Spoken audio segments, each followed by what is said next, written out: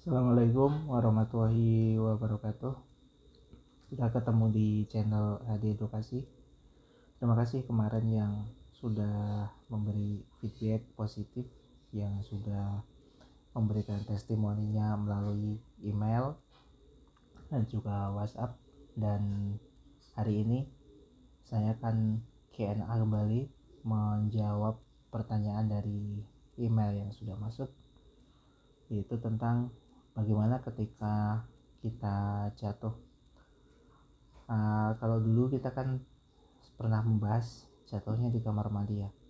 Nah, kalau ini lebih ke global. Orang jatuh itu sebenarnya kan ada beberapa kondisi ya. Kondisi yang sangat lelah, dan ketika dia uh, melakukan aktivitas, baik itu secara berkendara maupun jalan, dan tiba-tiba mengalami kondisi yang seperti itu ya, jatuh gitu. Ada juga yang memang jatuhnya itu karena kaget ya, karena kaget, jadi bukan dalam kondisi yang lelah. Nah, di sebagian masyarakat kita yang saya tahu ini seringnya itu dalam kondisi yang lelah. Jadi orang sudah sangat lelah, kan seharusnya istirahat, tapi dia masih memaksakan diri untuk melakukan aktivitas. Nah, bagaimana sih sebenarnya penanganan yang tepat atau melakukan pertolongan yang paling tepat ketika orang itu, kita lihat misalnya orang jatuh dan kita pengen nolong?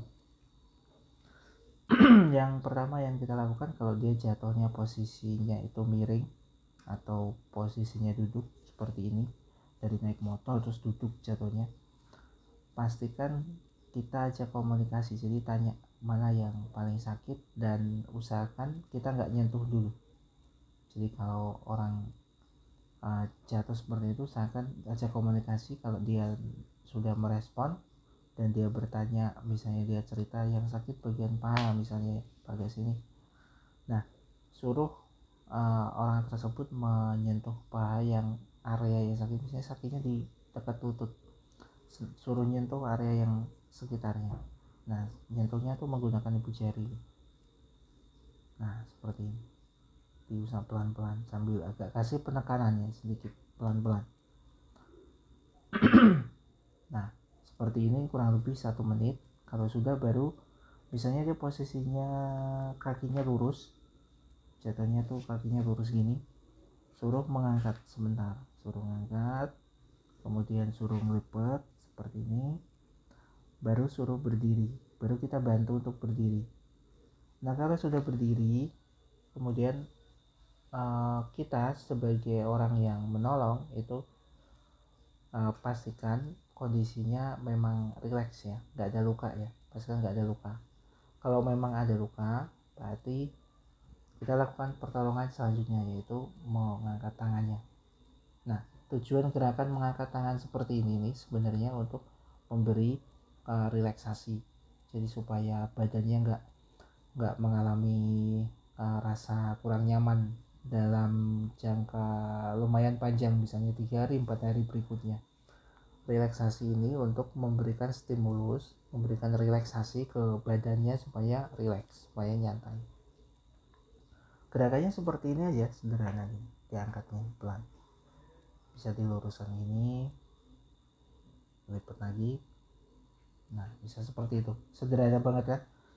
Tapi sederhana ini justru menentukan tuh kita menolongnya efektif, ketimbang langsung orang jatuh langsung diangkat, itu malah bahaya sebenarnya. Karena ketika jatuh itu kan posisi otot dan segala macam tubuh kita itu kan mengalami getar ya.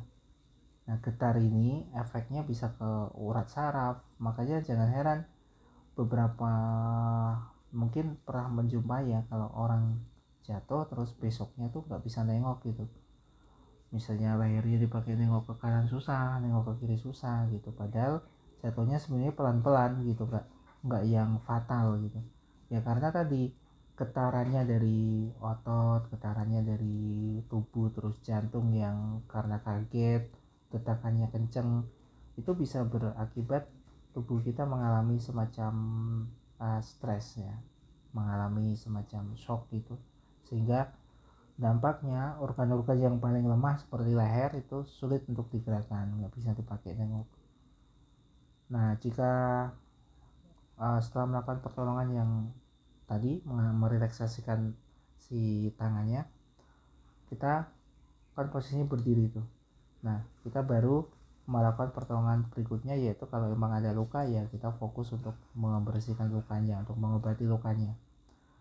Nah, yang terakhir, kita sebagai orang yang menolong ya, dan kita harus menyampaikan tuh wajib mandi menggunakan air hangat si orang yang jatuh ini. Jadi kalau kita jatuh nih 1 jam atau 2 jam sebelum sesudah jatuh itu, usahakan untuk mandinya mandi air hangat atau membersihkan badannya itu menggunakan air hangat, jangan pakai air dingin supaya ototnya lebih rileks. Nah, besoknya kita bisa melakukan gerakan berulang ini tapi secara mandiri ya. Jadi nanti dititipkan pesannya cara merelaksasikannya, misalnya yaitu kakinya diluruskan, kemudian ditekan area yang sekitar yang sakit, misalnya lutut tadi ya, daerah dekat lutut sini. Nah, gerakan ini diulang, yang mengulang itu si yang jatuh, disuruh mengulang kembali. Ini insya Allah tanpa datang ke terapis massage misalnya, atau kalau emang datang ke terapis massage itu lebih memperingan, lebih mempercepat kesembuhannya. Nah, daripada kita nggak melakukan pertolongan pertama atau relaksasi sederhana secara mandiri, itu lebih lama, kadang malah bisa jadi bengkak misalnya. Nah, seperti itu.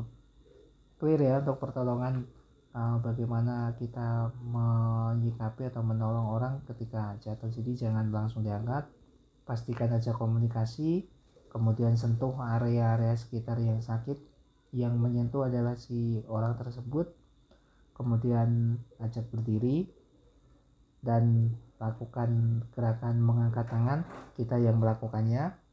Kemudian kita melakukan pertolongan selanjutnya dan mengulang atau mandi dengan air hangat.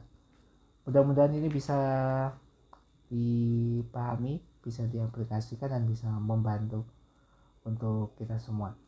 Terima kasih. Terakhir dari saya, salam sehat tanpa batas. Assalamualaikum warahmatullahi wabarakatuh.